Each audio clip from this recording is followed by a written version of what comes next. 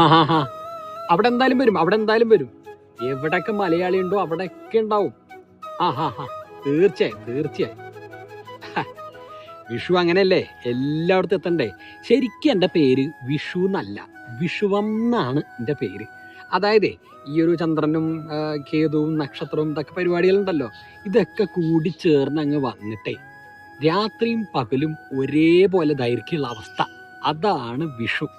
നമ്മുടെ ഇവിടെ നാട്ടിലെങ്ങനെയാ ആഘോഷിക്കുക?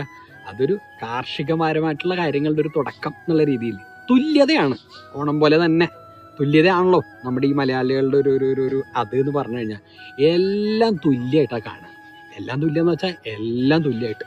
നമ്മുടെ കുട്ടികളൊക്കെ എന്താ പറയുക, കറുപ്പുന്നില്ല വെളുപ്പുന്നില്ല കറുപ്പിനഴക് അങ്ങനെയൊക്കെ പാടും. എന്നിട്ട് നല്ലോണം ഫേഷ്യൽ ക്രീമൊക്കെ ചെയ്ത് അല്ലേ, പൗഡറൊക്കെ ഇട്ട് വെളുത്തിട്ട് പുറത്തേക്ക് പോകും. നമ്മുടെ സ്ഥാനാർത്ഥികളൊക്കെ കണ്ടില്ലേ, സ്ഥാനാർത്ഥികളൊക്കെ എന്താ പറയുക, നമ്മൾ ഉച്ചനീചത്വങ്ങൾക്കെതിരെ നമ്മൾ എല്ലാവരും ഒരുമിച്ചായിരിക്കും. എന്നിട്ട് എല്ലാവരും പോസ്റ്ററിൽ അവർ വെളുത്ത് തൊടുത്ത് നിൽക്കും. എന്തുകൊണ്ടാ?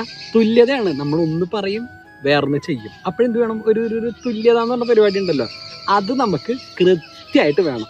നമുക്കൊക്കെ പാടുണ്ട് ഇല്ലേ, വലിയ പാടുണ്ട്. ഈ പാടം നമ്മൾ എന്ത് ചെയ്യും, അങ്ങോട്ട് മണ്ണിട്ട് നികത്തി അവിടെ വലിയൊരു കെട്ടിടം വെക്കും ഇല്ലേ.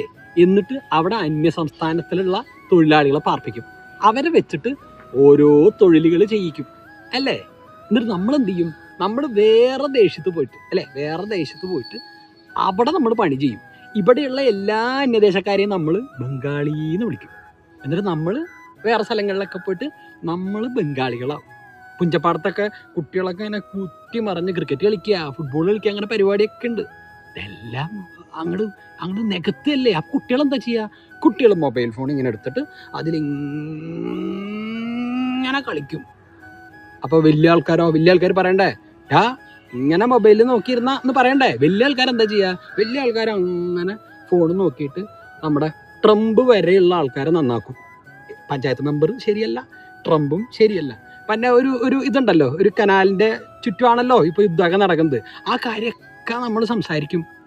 ഒരു കുട്ടി കഴിഞ്ഞ ദിവസം ആത്മഹത്യ ചെയ്യുകയോ അതിനെന്തോ ചെയ്യുകയൊക്കെ ചെയ്തിട്ടുണ്ട്. അത് നമ്മൾ ശ്രദ്ധിക്കാറുണ്ടോ? നമ്മുടെ വീടിൻ്റെയൊക്കെ തൊട്ടടുത്തൊരു സ്കൂളോ കോളേജൊക്കെ ഉണ്ടെങ്കിൽ അവിടുത്തെ കുട്ടികൾക്കൊക്കെ സന്തോഷമാണോ, അവരാരെങ്കിലും ഉപദ്രവിക്കുന്നുണ്ടോ, നമ്മൾ നോക്കാറുണ്ടോ? ഇല്ല. തുല്യത. കാരണം നമുക്ക് നോക്കാനും പറയാനൊക്കെ മൊബൈലുണ്ടല്ലോ. നമ്മളപ്പോൾ അത് നോക്കിയിരിക്കണോ അതോ ആൾക്കാരെ നോക്കിയിരിക്കണോ? മൊബൈൽ വിട്ടിട്ടുള്ള പരിപാടി ഇല്ലല്ലോ. റീൽസ്, അതാണ് ഗംഭീരമായിട്ട് ചെയ്യുന്ന ഒരു പരിപാടി അല്ലേ. നമ്മളങ്ങോട്ട് റീൽസിലാണ്. ഞാൻ നേരത്തെ സംസാരിച്ച് തുടങ്ങിയ നേരത്ത് ഒരു പാട്ട് കേട്ടില്ലേ, അത് ശരിക്കും ഞാൻ വെച്ചതല്ല കേട്ടോ. ഏതോ ഒരു കുട്ടി പുറകെ നിന്നിട്ട് ഡാൻസ് ചെയ്തായിരുന്നു.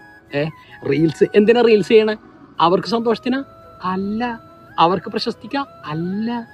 സുക്കംബർഗ് എന്ന് പറഞ്ഞൊരു പയ്യനുണ്ട്, അവന് ബർഗർ കഴിക്കണ്ടേ, അതിന് വേണ്ടിയിട്ടാണ് നമ്മുടെ ആൾക്കാർ റീൽസ് ചെയ്യണത്. അങ്ങനെ ഏതെടുത്താലും ഈ മൊബൈലിൽ ഇങ്ങനെ നമ്മൾ നോക്കിയിരിക്കും. അപ്പം നമ്മൾ ചോദിക്കും, ഈ പാടമൊക്കെ നികത്തി കഴിഞ്ഞ് ഇവിടെ നെല്ല് ഉണ്ടോ, അരി ഉണ്ടോ, നമ്മളെന്താ ചെയ്യുക എന്ന് ചോദിക്കും. അതിനല്ലേ തെലുങ്കന്മാരുള്ളത്. അവർ നമുക്ക് വേണ്ടിയിട്ട് അരി ഉണ്ടാക്കണ്ടല്ലോ, അവർക്ക് ജീവിക്കണ്ടേ.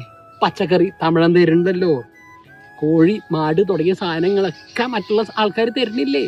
കാരണം അവർക്കും ജീവിക്കണ്ടേ, നമുക്ക് മാത്രം ജീവിച്ചാൽ മതിയോ? അങ്ങനെ മറ്റുള്ളവരുടെ കാര്യങ്ങൾ മാത്രം നോക്കണ ഒരേ ഒരു വിഭാഗം നമ്മൾ മലയാളികളാണ്. അതുകൊണ്ടാണ് ഞാൻ ഈ വിഷു മലയാളികളുടെ കൂടെ, വിഷു എപ്പോഴും മലയാളത്തിൽ വരുന്നത്. അപ്പം നമ്മൾ ഉഷാറാക്കുകയല്ലേ. തുല്യത വിട്ടിട്ടുള്ള ഒരു പരിപാടിയും നമ്മൾ ചെയ്യരുത്, എല്ലാം തുല്യമായിരിക്കണം.